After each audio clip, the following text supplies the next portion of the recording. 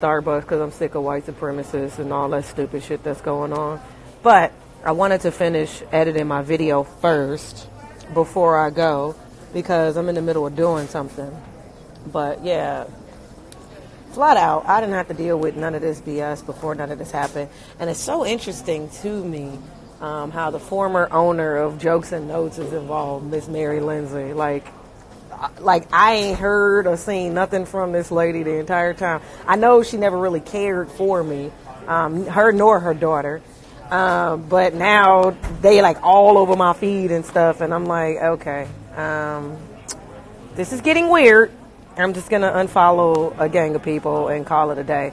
Like I never had anything against her because she gave me like a lot of my first comedy opportunities.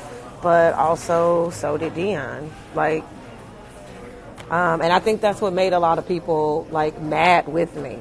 Probably had I never ever tried to pursue a romantic relationship with him, like that would have been the best for everybody involved. Because truth be told, working wise, we brought out the best of each other, and we really enjoyed each other. Like everything else, like I could have like done without, but I mean also shit, we both had baggage. We was doing our thing. Hollywood is crazy. 90% of the people in our lives are banking on us to make it, and they're all from Chicago. He had his people, I had my different people. Like have their own selfish reasons for why they're attached to us and all of that. And I mean, quite frankly, I ain't been saying nothing about him this entire time at all. At all. Except on my podcast, which is my podcast, and I can talk about my life the way I want. If people want me to say something different, they should have treated me better. But I've been giving people their props where they deserve it and all of that. The only thing that people have on me is this fifth shit. And once again, I tried to do my best to, be a person of integrity in this situation to the very best of my ability. And I mean, it's just not up to me. Like I can't control people and their actions, and I don't even want to try. It's too stressful. It took too much away from me. It took my peace. It took everything. It took every fucking thing. And now I'm just like, all right, well shit, let me mind my business. But people won't even let me mind my business. Like, from the moment I got up today, like people treat me like I owe them something or I'm doing something to them, and I don't even get it. I'm like, okay, so I done had breakfast, I done edited a video, put that out. I went and put my stuff in storage. Even though the police was following me, I forgot to get that picture. They were all chilling at my train stop and shit.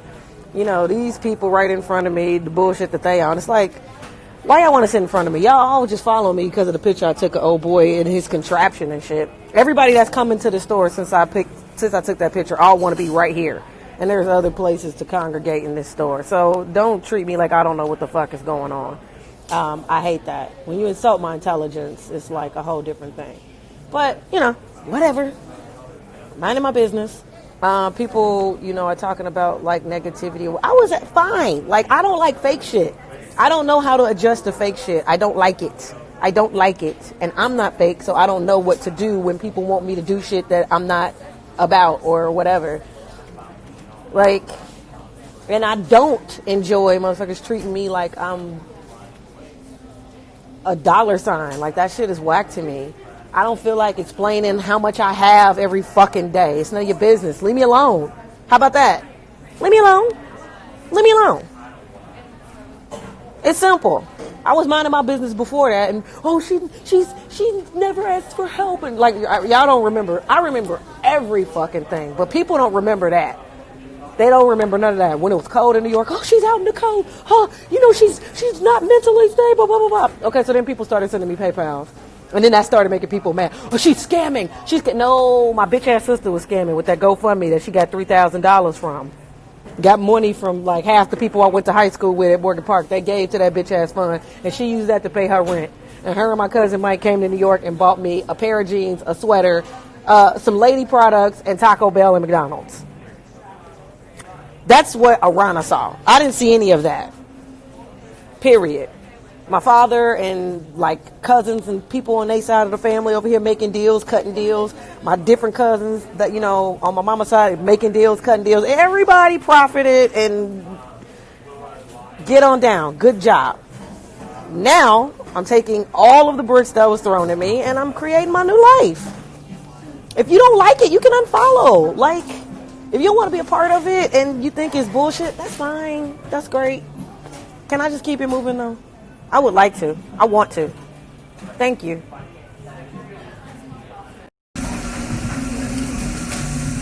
Okay, so I'm almost done editing my second clip.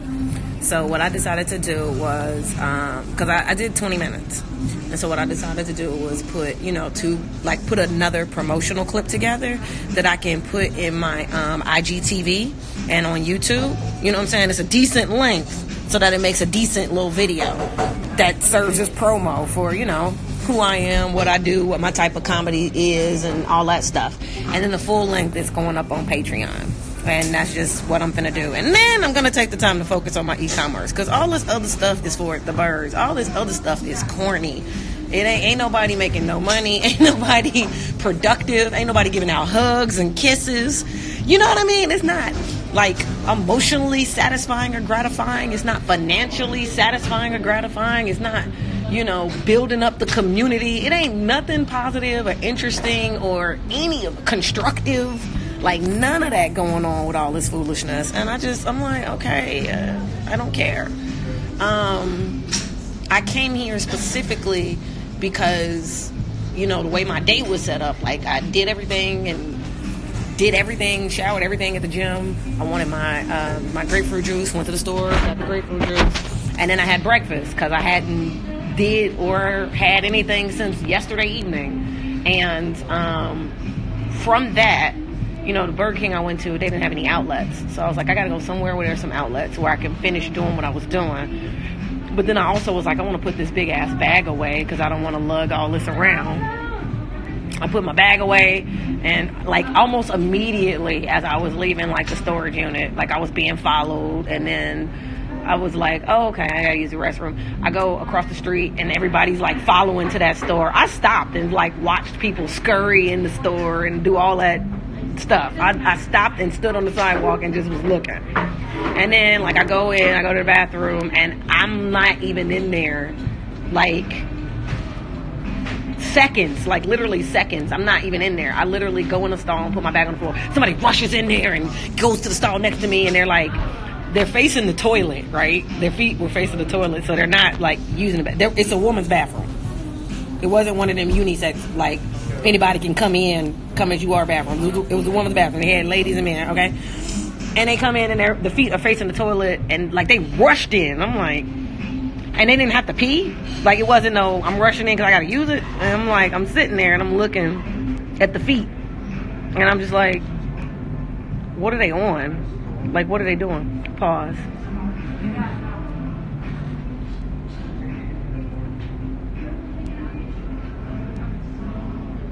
We have such a corrupt government. I'm watching this clearly planted dude who's like making comments of my life. I'm like literally hearing him and the stuff that's coming out of his mouth right now. Yeah. That's so strange of what we spend our money on as a government. And he got he got an IBM laptop from like 1987. A ThinkPad. I know because I used to have one of those. That was my first laptop, a ThinkPad.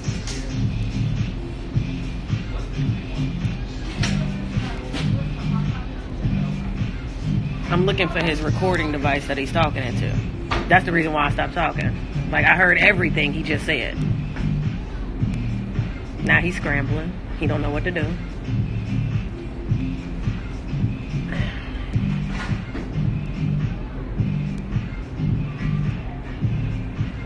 Oh, keep talking.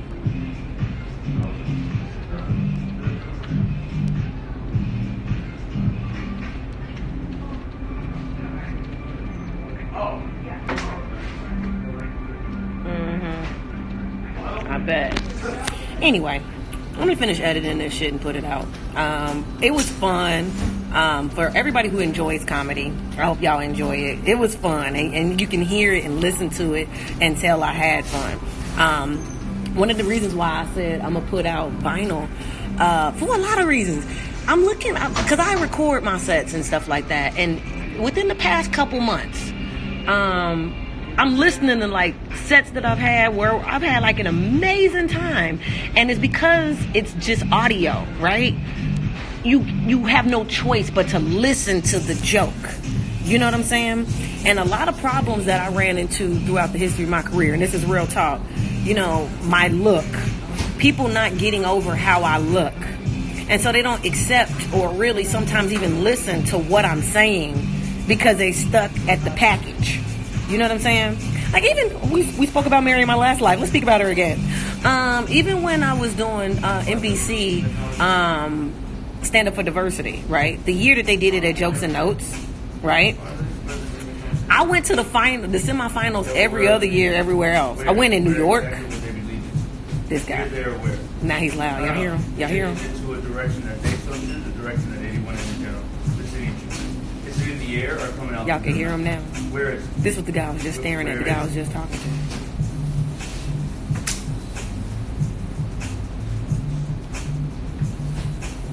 He's on it. Yeah, he's on it. That's how I know I'm up to something.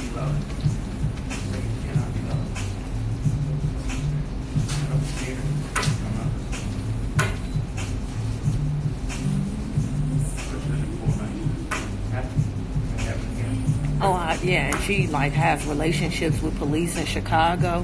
I never even put that together, Mary. Good job. She got hella relationships with police in Chicago. But yeah, that part. So check this out. When I went to New York, I made it to the finals, like the semifinals, at Stand Up for Diversity. When I was in San Fran, I made it to the semifinals. When I was in San Diego. But when I went to Chicago, one of the years before she got involved in the politics, one of the years when they did it at Second City, I made it to the semifinals. It was me and Mike Vaughn. We made it to the semifinals. Me, Mike Vaughn, and Leon Rogers made it to the semifinals. But then when she got involved in the politics and they had it at Jokes and Notes, that was the year I didn't.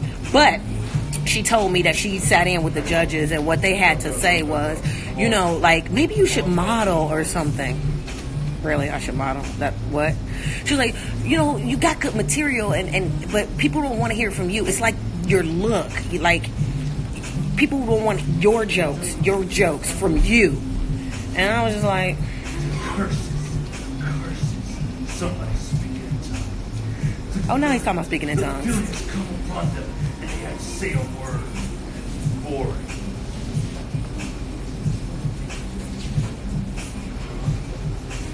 You ain't finna do shit. You ain't finna do shit. You capping. And I know you can hear me. Try it.